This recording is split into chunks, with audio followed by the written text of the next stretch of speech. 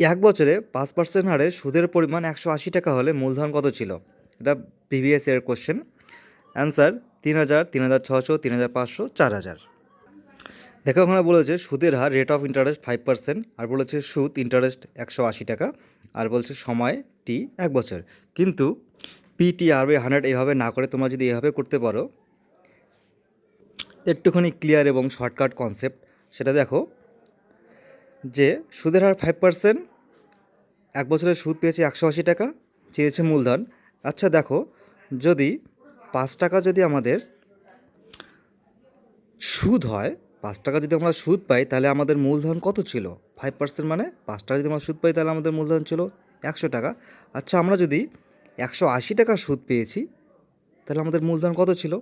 এখান থেকে কাটাকাটি যদি করি, 5×20 = 80, তাহলে 18×2 = 36, 3,600 অ্যান্সার। 3,600 option B.